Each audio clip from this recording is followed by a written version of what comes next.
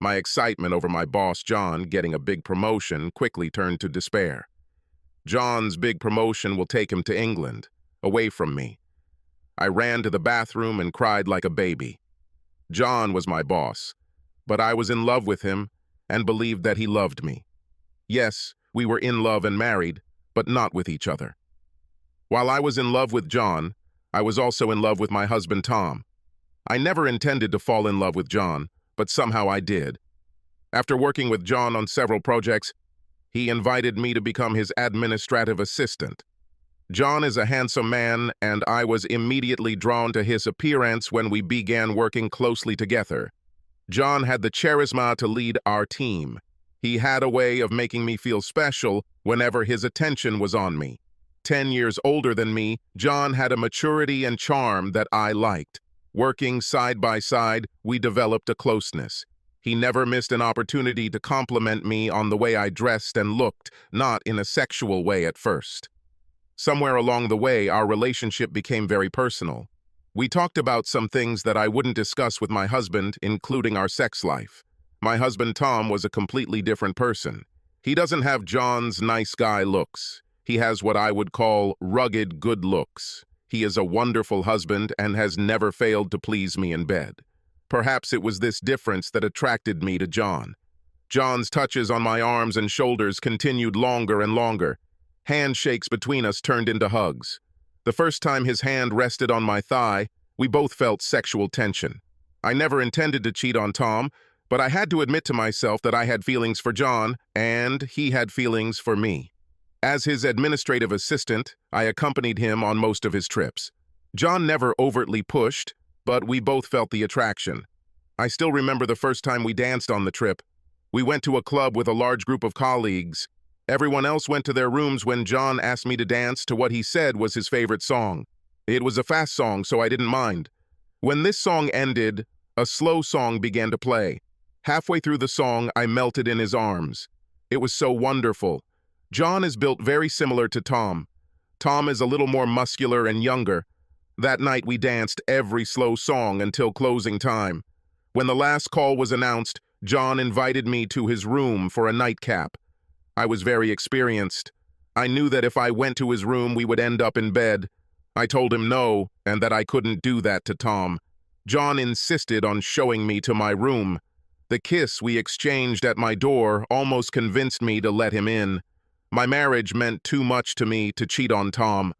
I reasoned that the kiss and a bit of dancing were not physical cheating, because I had stopped John from having sex.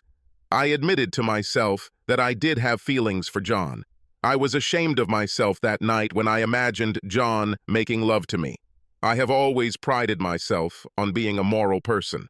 This pride did not allow me to betray my husband, although I wanted so badly to give in to my feelings for John. The Monday morning after that trip, I walked into John's office and told him we needed to talk.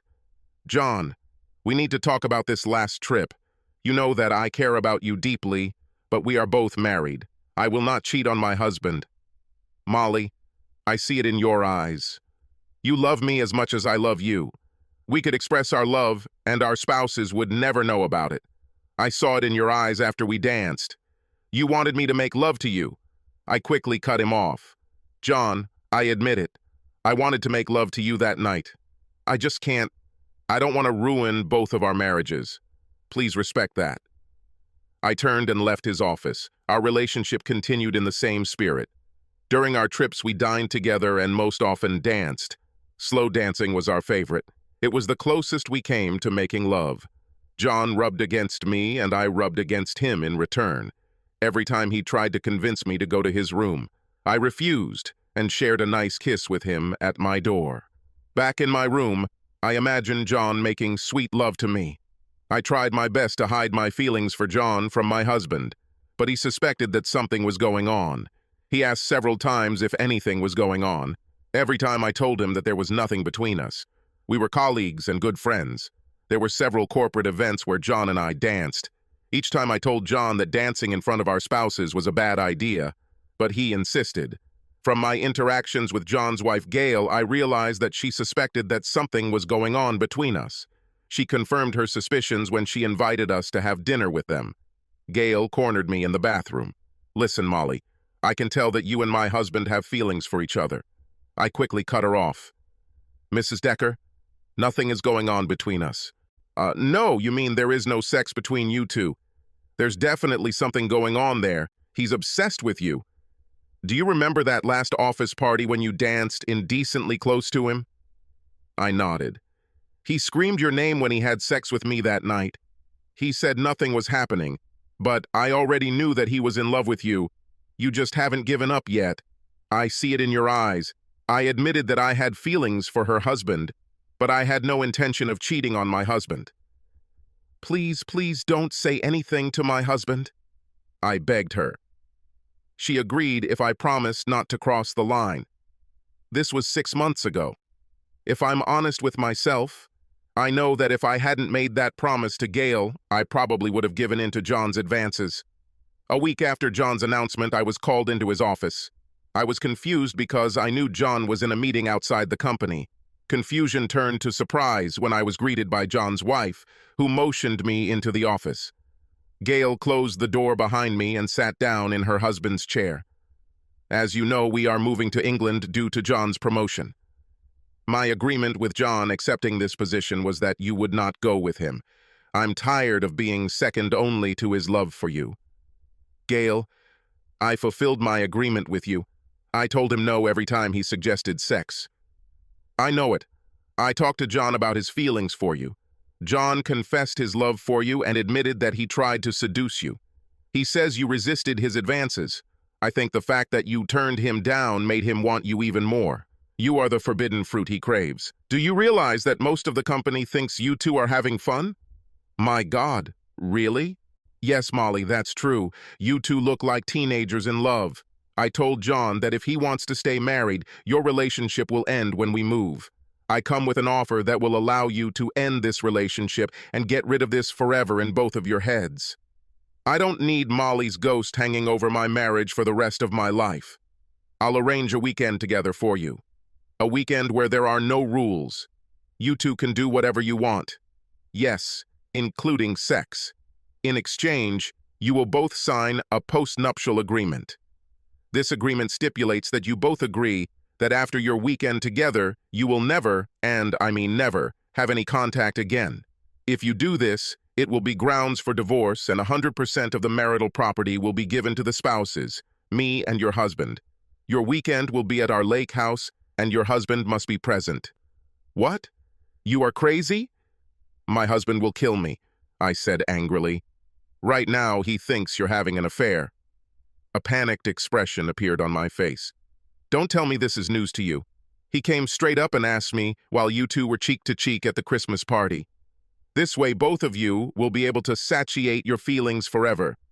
Yes, this will be done intentionally. You will show your husband the post-nuptial agreement and tell him that after the weekend he will know for sure that it is over and you can move on with your life. Let's say I agree to this. Why is he there? To humiliate him?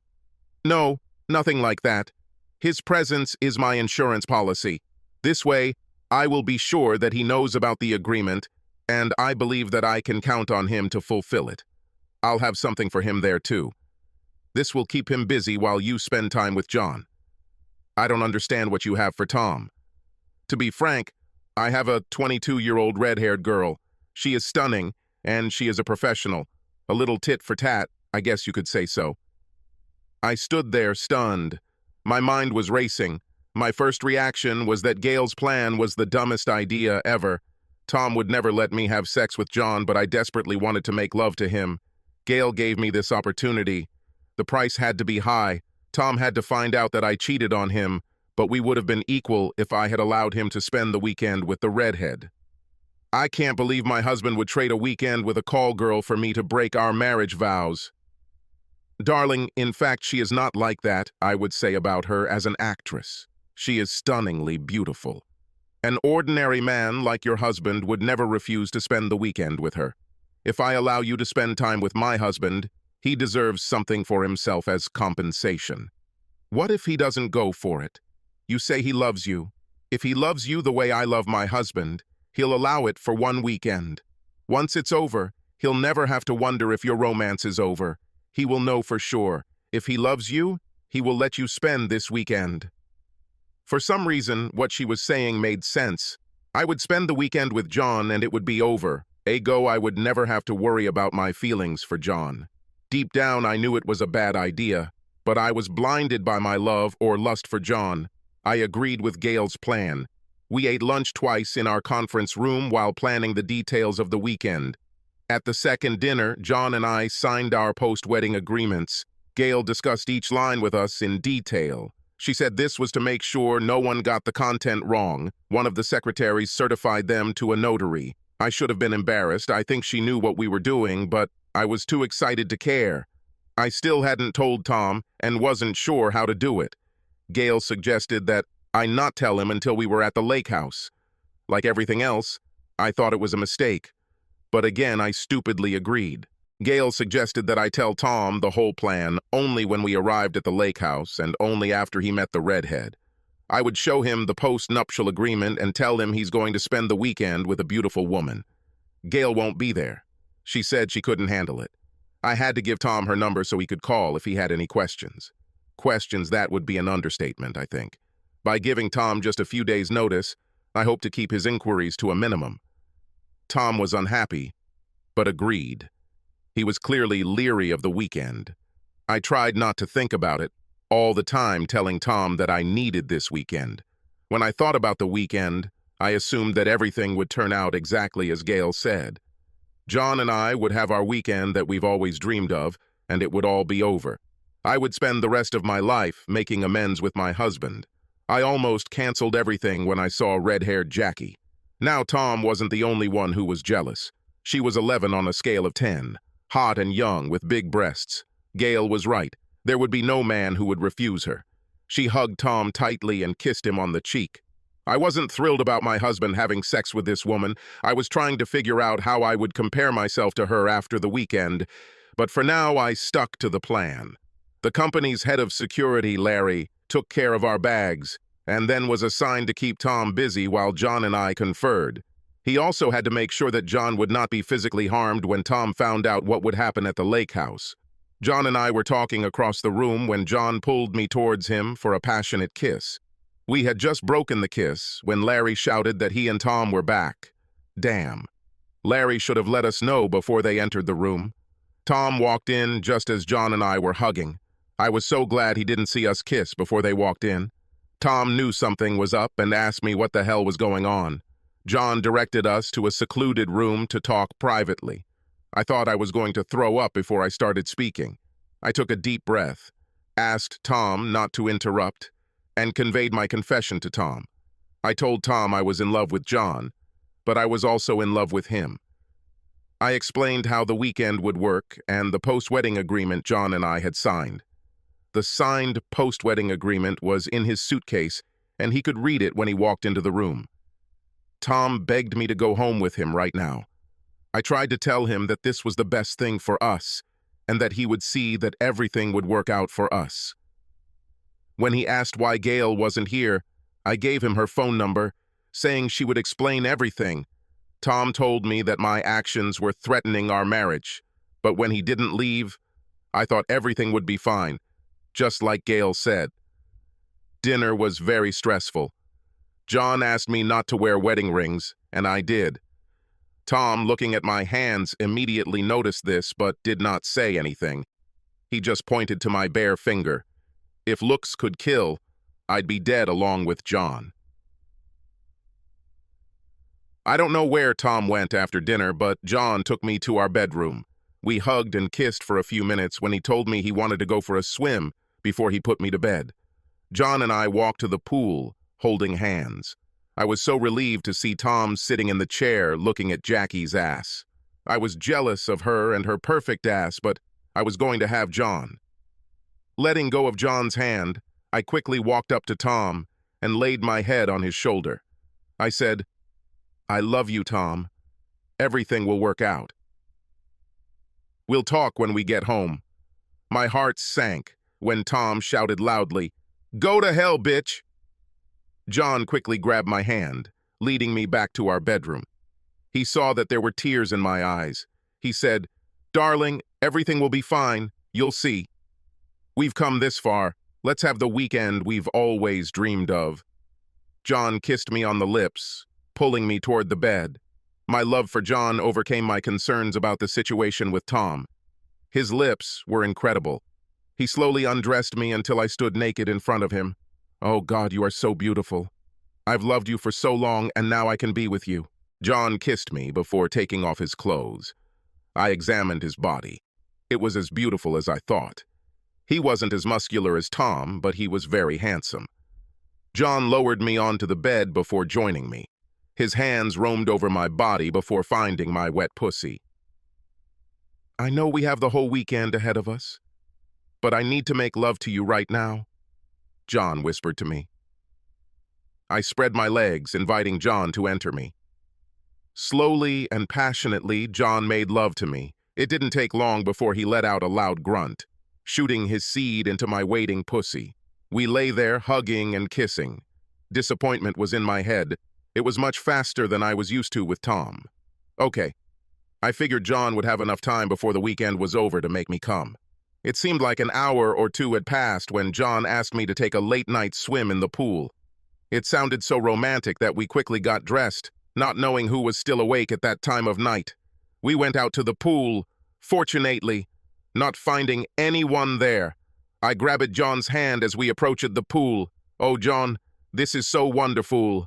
I've loved you for so long, and I can finally show you how much. I will miss you, but we have 2 days to spend them in love and remember it for the rest of our lives. Let's get naked and make love in the pool. Take off your clothes, I'll get us a couple drinks. I was just approaching the door when I heard Tom's voice. Hey, asshole. I turned around in horror and saw my husband kick John in the groin. As John doubled over in pain, Tom kicked him in the chin, and John fell backwards into the pool. I ran to the pool and helped John get out of it. I was trying to see if he was okay when I noticed Tom wasn't there. Larry ran out, helping me get John into the house. A few minutes later, Larry went to check on Tom, but told us his room was empty and our car was missing. I went to his room, crying, and already knowing that he would not be there. In the morning, John found me curled up on the bed. He lay down next to me and said how sorry he was that things weren't going as planned. When I asked where the others were, he told me that he sent the others home so we could be alone. He also offered to take me home if I wanted it.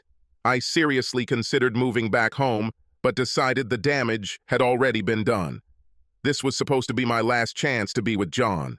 I put Tom out of my mind and decided to have fun. We spent the weekend eating, drinking, and trying to make love.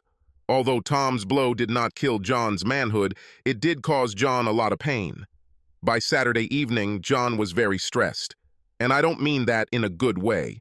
We tried to make love, but either it hurt him too much or it didn't give me much pleasure. No matter how afraid I was to return home, I was ready to go. Gail was right. The weekend gave me a chance to get John out of my head. I was truly in love with Jonah, but I knew that my love for him was not the same as my love for Tom. She was right about the forbidden nature, what excited me. I was going to miss John, but I was ready for him to be out of my life, and I was ready to go back to being Tom's wife. When we got to the driveway, John helped me out of the car, but it was actually me helping him since he was moving very slowly. He still hasn't recovered from Tom's blow. John hugged me and kissed me passionately. He told me how much he loved me and how much he would miss me. Just as I was about to tell him I loved him, I heard Tom's voice. Asshole, if you don't get out of here in 5 seconds, I'll do more than what you've already experienced. John quickly kissed me goodbye before driving away. I grabbed my bag, glad to put this whole episode behind me. I walked into the living room and found Tom sitting in his favorite chair. I noticed a postnuptial agreement on the coffee table. I started to apologize, but Tom cut me off. No, you will answer my questions before you say anything. Don't you dare try to lie, I want the truth. Did you have sex with John this weekend? Yes, we had sex. Why did I have to be there while you were having sex with him? Was it to humiliate me? God, no, honey, I would never do that to you. This was Gail's condition. She wanted to make sure you were aware of the agreement. She said that this way you will understand how committed we both are to never having contact again. That's why you were given our agreement and a signed copy of John's post-nuptial agreement. Big guy Larry, is he an employee of the company? Yes, he is the head of the security service. But you know, I told you he's guarding the party at the lake house. I started to get nervous about Tom's questions. Tom picked up the agreement. The notary's name seems familiar. Does she work for your company? Yes, this is Dana. She is one of the secretaries. I think you're familiar with her. Tom's face broke into a grin. I was getting more and more worried. Those dinners you told me about, where you planned to spend this weekend, they were in your office, weren't they? Yes. Why are you asking these strange questions? Just answer my questions. I only have one left. How do you think this should have ended? Tears were now streaming down my cheeks. Gail said that if you loved me enough to let me spend this weekend with John, you would allow it, and then I would spend the rest of my life making amends to you. I held my head in my hands, crying and realizing how stupid it sounded. Tom picked up his phone and pressed the red button on the screen. The questions are over. I'll show you your room. Okay, I need to rest. Wait, what do you mean? My room. Now you live in the guest room. That's where you'll stay. But no, I want to go with you to our bedroom. You didn't think that I would sleep in the same bed with you after what you did? Oh, I guess you really thought I'd do this, didn't you? Do not leave me, I asked through tears. Tom didn't say another word. He just carried my bag to the guest room and threw it there. I watched as he walked into our bedroom. I noticed that the door had a new handle with a key lock. Oh God, I'm in trouble, I thought. I cried myself to sleep, not knowing what would happen next. Tom had already gotten up and left when I got up. It was Monday morning and I still had to go to work. This was to be John's last week and there was a lot to do before he left. I did my best to pull myself together and go to work. It was difficult to concentrate on work without knowing what my husband was thinking or doing. I had several meetings with John and my new boss, Sylvia. The strange thing was that I looked at John in a new light. My regret for what we did this weekend was overwhelming. Our agreements were written with the understanding that John and I would need to be in contact after the weekend for work purposes. With that in mind, they stipulated that John and I could communicate during that final week at work, but nothing romantic or sexual could happen between us. I felt it would be difficult for John to do this. Several times his hand lingered on my shoulder and back. Several times he whispered in my ear how special the weekend was for him and how glad he was that he was able to express his love to me. Each time I looked at him and hissed fiercely, reminding him of the agreement. I was physically and emotionally exhausted when I returned home. It was dark and cold. Tom wasn't always home when I got home from work, but I hoped he would be tonight. I texted him several times during the day. Nothing was received in return. I wrote to him again, asking if I should host a dinner for him. Just like during the day, I did not receive any response. My calls went straight to voicemail. Tom did not return home that night or the next. I was worried that he had simply left me. Wednesday was to be John's last day in the office. I planned a going-away party and even invited his wife. The party was very enjoyable, and everyone had a lot to say about John and the wonderful job he will do in England. I worked hard, staying in the background, giving John space. When we finished, I helped John and Gail load their cars with John's personal belongings. Gail left, saying that she was going to pick up the last boxes from her office and say goodbye to me before heading home. As soon as Gail walked out the door, John grabbed me in his office. I protested, raising my hand. John, we can't do this. Remember the agreement. Shh, there's no one around, no one will know. This is our last kiss. John hugged me tightly and kissed me for a long time. Molly, I love you and will miss you terribly. I need one last time to remember you. We kissed for a few moments before he moved me to the couch. I should have told him no, but I thought it would be the last time I saw him. A few moments later, my clothes were removed. I just wanted it to end, but I couldn't bring myself to stop him. John didn't last long before he told me with a grunt that he was coming. I quickly got dressed before running to the bathroom to freshen up. I used several wads of toilet paper to wipe his sperm from myself as best I could. I couldn't believe I let him do this. But now, it is almost over. John and I walked up to his car with the last of his boxes. He kissed me again before driving away. As I pulled into the driveway, my heart pounded when I saw Tom's car in the garage. As soon as I turned off the car, my phone rang. It was John, so I answered the call. "Is he fucking kidding with this?" John shouted. "John, what are you talking about? Gail and I just got served, and I just got off the phone with the general manager. Your husband is suing the company. Is this some kind of game you two are playing?" "John, I don't understand what you're talking about. Tom here, I'll get to the bottom of this." When I entered the living room, Tom was sitting in his chair again with a big smile on his face. Before I could say anything, my phone rang again with my mom's tone. Tom looked at me and laughed. "You should probably take this." Mom, calm down. You're talking too fast. Start over again." I heard my mother take a deep breath. "I received a strange email from someone I didn't recognize who told me to check out your Facebook page. There are photos of you dancing with a strange man and another photo of you kissing this man at what appears to be a hotel room door. The caption under each picture reads, 'Corporate slut. Your status now shows that you are divorced.' What the hell is going on?" I looked at Tom, who was simply smiling. "Mom, this is all a big mistake. Someone hacked my account. I'll call you back." I hung up, looking at Tom. "What have you done? What exactly are you asking?" "I've done a lot in the last few days. If your mom was asking about your Facebook page, I was just trying to help you." "What does this even mean? John said you're suing him and the company." "It was the same look I saw that evening at dinner. If looks could kill, glad to hear that the asshole and his wife received my documents. Don't worry, you'll get yours soon. But yes, I am suing both of them for alienation of affection. The funny thing is that my lawyer said that most of these cases go nowhere, but he said that with the evidence I have, we have an excellent chance of winning. Gail's admission that she organized the weekend will go a long way in ensuring that I receive a significant portion of their assets.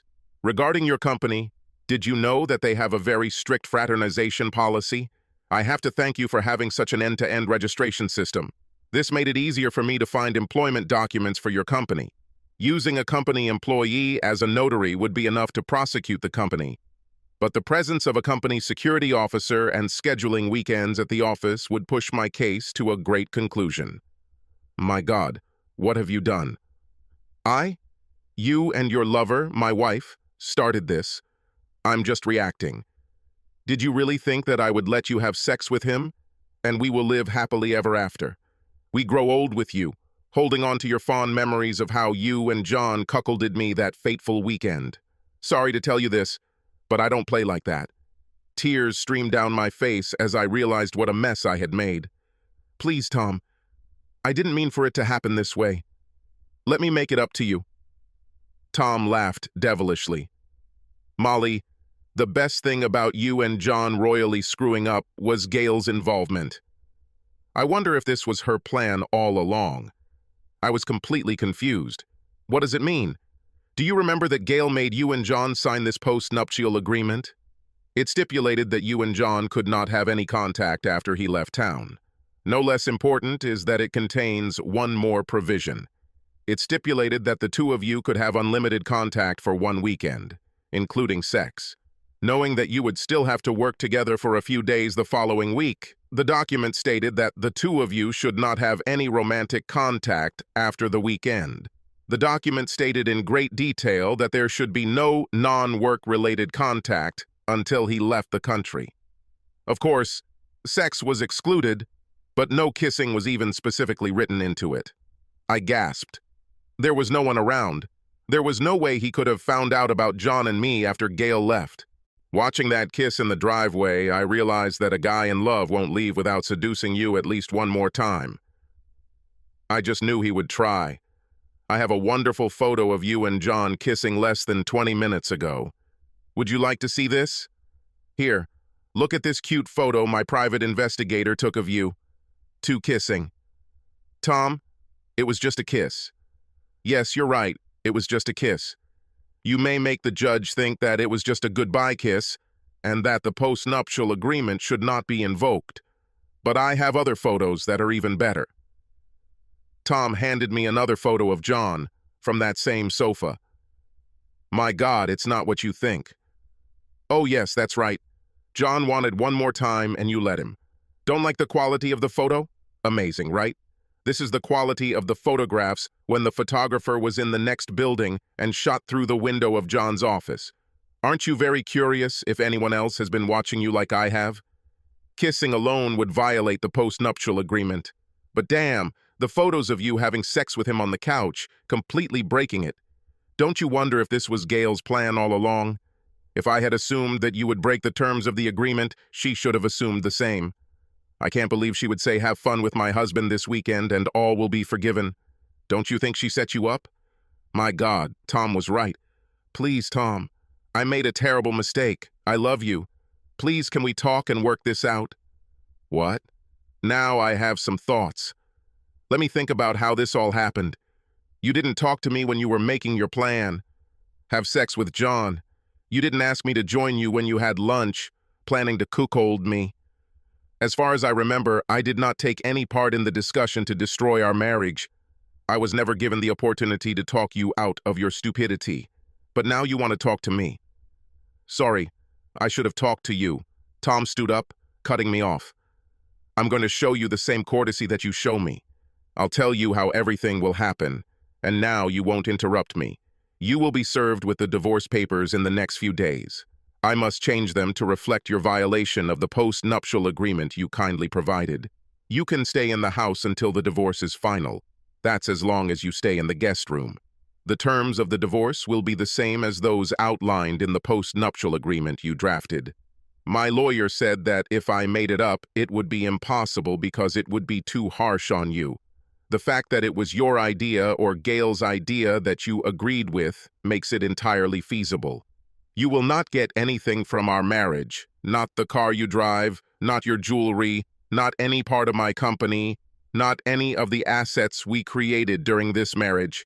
I could even rid you of any of your clothes, but I don't need them. You will not receive any alimony, no maintenance, no home. The funny thing about all of this is that it was Gail's idea. Please, Tom, I exclaimed. Stop, I said, don't interrupt. I'm not finished yet. You asked what I did. I am coming for your precious John, his wife, and your company. I served them all today. The best part is that you provided me with all the evidence that puts the company right in my line of sight. My lawyer is going to give your company two offers. First, they pay me $5 million, and I don't reveal the company's plot to destroy my marriage and make me a cuckold. Their strict moral policies are very helpful to me. My second proposal is that they pay me only $500,000. A good deal, don't you think? The caveat is that they fire both you and John on moral grounds in public. But Tom, it would ruin us both. Oh yes, that's exactly what you're going to do. Now you are beginning to understand Molly. I also sent a letter to your family, which should now be in their email inbox, which includes a copy of the postnuptial agreement you signed, along with a recording outlining your plan to humiliate me by entertaining John almost in front of my eyes. Oh my God, you didn't do it! I still can't believe that you thought so little about me that if they had given me a pretty actress, I would let you do it. I would never even think about cheating on you, and certainly not with an available girl while I was married. I admit that Jackie is sexy as hell. Did you know that she gave me her number before I left? But you said you wouldn't have sex with her? I said through tears. No, I said I wouldn't have sex with her while I'm married. I called her yesterday to see if she could help with my lawsuits. We made a deal. I wouldn't mention her name in lawsuits or call her as a witness. She promised me 3 days off after the divorce was final. She said something about having to get all my errands done ahead of time because I wouldn't be able to walk properly for a few days after this. Not sure what she meant, but damn, I want to know. Oh God, Tom, please don't do this. Hey, I also thought you might benefit from being fired on moral grounds. I'm sure you can find another company that needs a corporate slut. I couldn't believe what I was hearing. As for John and Gail, I will deal with them personally. If Gail really did this, knowing she was going to take everything from her husband, I bet she didn't count on me taking any of it. I have just one question for you. Did you really believe that I would allow you to humiliate me like that and not do anything? I cried for a few moments as I searched for an answer. Tom, I don't know what I was thinking. I was upset about John leaving. Gail suggested the idea of a weekend getaway. She said it would be good to get this out of our heads once and for all. Gail told me that if you loved me, you would let me have one weekend. God, I was so stupid. Tom laughed. Finally, we agree on something. In your world, if I loved you enough, I would let you spend the weekend having sex with your lover and then take you back as if nothing had happened. I'm sorry, but you should have known that this was not the man you married. I took our vows seriously, and when you broke them and shoved it in my face, you killed the love I had for you. When I look at you now, I don't see a woman getting married. I just hope your weekend was worth it.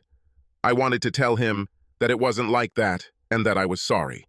All that came out of my mouth was crying. Finally, I called my mom to come get me. I knew I could no longer stay in what was my home. It was difficult to explain my stupidity to my parents. The expression of disgust and anger was more difficult to bear than their silence. I called work, saying I was going to take 2 weeks off. In the second week, I received a call saying that I had to be at work on Friday for a mandatory meeting with the CEO of the company, who was flying into town. I assumed that Tom had given them his ultimatum, and I should have been fired. I cleaned myself up as best I could, and my father took me to the office. He walked me into the conference room and told everyone that he was going to stay with me. The CEO, accompanied by the HR director and a woman I didn't know, entered the room. The CEO began, "Mrs. Adams, may I call you Molly?" I nodded. "Molly, I think you know why we're here. Your husband, Mr. Adams, is suing a company for allowing an inappropriate relationship between a company executive and his subordinate. In the short time we had to investigate this matter, it became clear that company resources were being used to support inappropriate relationships. Our lawyers have advised us that it is best to reach an agreement with your husband or, as he put it, your future ex-husband. What I have to discuss with you now must remain strictly confidential. Your father can only stay if you both agree to keep everything discussed in this room confidential, or your father will have to leave." My father agreed as a tear rolled down my face. "Your husband gave us 2 options for resolving the lawsuit. Our lawyers suggested a third option. This option will require your approval. Mr. Adams wanted you and Mr. Decker fired, or he wanted very significant compensation. We objected. Mr. Decker has already been fired on moral grounds. We didn't see any other options, but we decided not to fire you, but to increase his payment to $1 million. You will be demoted from executive assistant to secretary. Your salary will remain the same, as will your benefits." He pushed a piece of paper towards me. "This is an agreement that sets out what I just told you." My dad spoke. "We'll have our lawyer take a look at it and we'll get back to you." The CEO looked worried. "Please do so, but we don't have much time to respond to Mr. Adams." Dad drove me straight from the office to his lawyer. I was shocked at how quickly we found ourselves in the lawyer's office. Last week, I was served with divorce papers, but I didn't have a lawyer. I guess I was hoping Tom would change his mind. After an hour of waiting, David Wilbur agreed to be my attorney regarding the divorce and my new employment issues. Mr. Wilbur told us that he reviewed both the divorce petition and post-nuptial agreement, as well as the agreement that our CEO presented. "Molly, we can challenge the divorce on the grounds that the post-nuptial agreement is very cruel. The problem is that it was essentially compiled at your request. If Tom had forced this on you, there was no way it would have been feasible. We can fight, but I don't like our chances.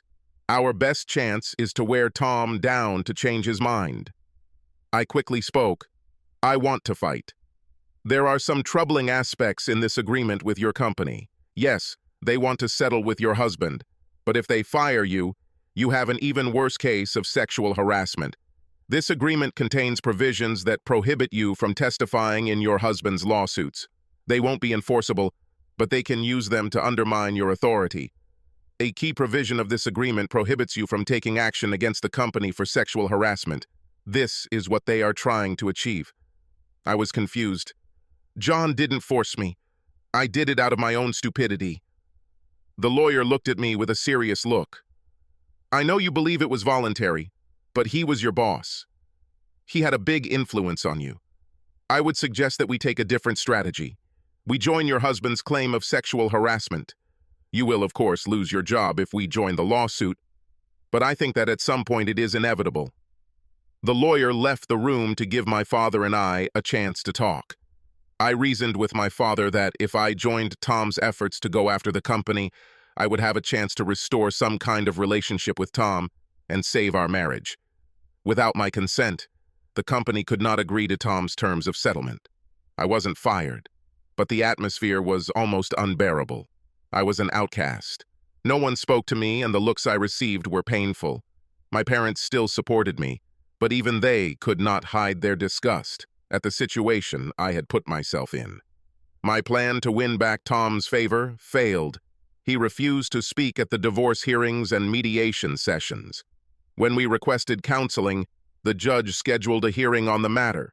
I was called to testify and questioned about my weekend with John. I tried to soften the effect, but even my parents thought I was stupid fool who thought she was in love. Tom's lawyer asked me one last question. Was this weekend worth it? I shouted back, no, I wish this never happened. Ultimately, the judge ruled that since the postnuptial agreement was my idea, it was enforceable and granted the divorce without consultation. Tom was true to his word. I received nothing during the years of our marriage except my clothes. My parents allowed me to stay with them since I had nowhere else to go. I continued to work in the company, but as a secretary. It was torture to go to work every day.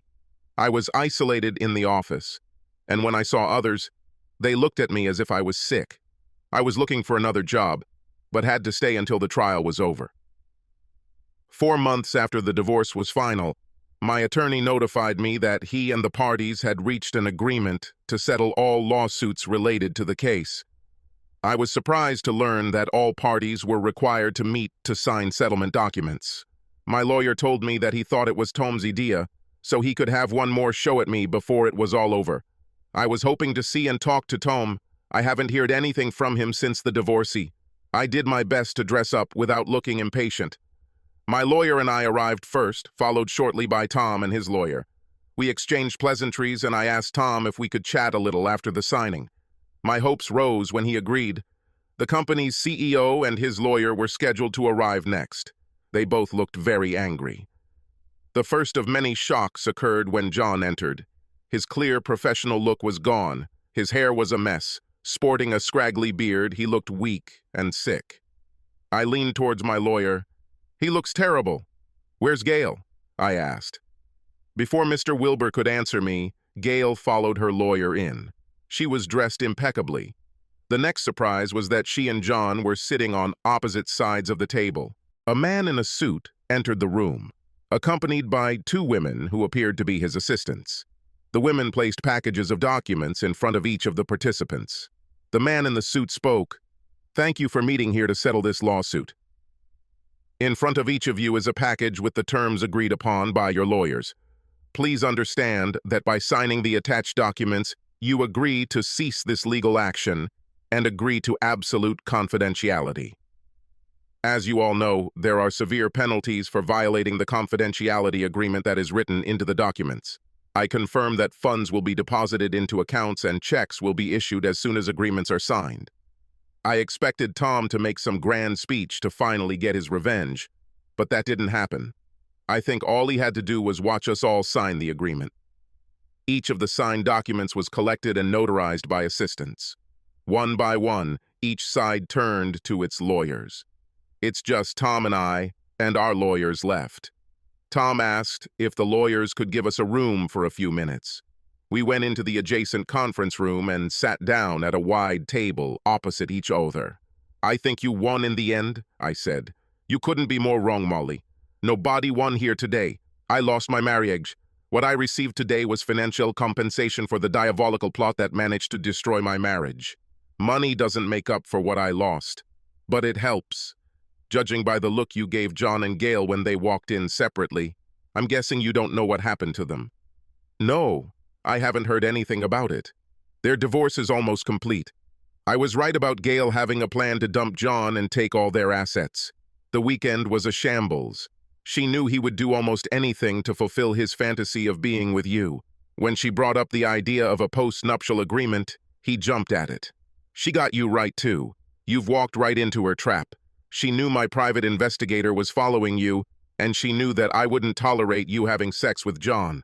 I was part of her revenge on you. She knew I would go after you like she was going to go after John. She had her own private detective watching your now famous last kiss, and his office was equipped with cameras. With this evidence, she can take everything from him. What she didn't count on was that I would follow her. Since this is confidential, I can't tell you how much, but I'm getting good compensation from Gail and John. Well, most likely it will be from Gail, since she'll rip him down to the bottom of his pants. I have to say, I was a little upset that you were going to profit from joining my lawsuit, but since the company couldn't fire you over your sexual harassment claim, they gave me a pretty decent increase to my settlement. I understand that as part of your agreement, you are leaving the company. Yes, I hate going there to work now. I'm glad it's over. Tom, is there any way to give me a second chance? You said how upset you were about losing our marriage and we could get it back. Well, that won't happen. Things are getting serious with my new girlfriend. In fact, she should already be here to pick me up. You should say hello. My heart sank, but I knew it was a long journey. We returned to our lawyers and they finished filming the cases. Mr. Wilbur said I would receive a check in a week.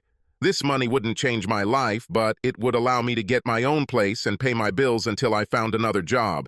When we all left, a black Mercedes drove up to the front door.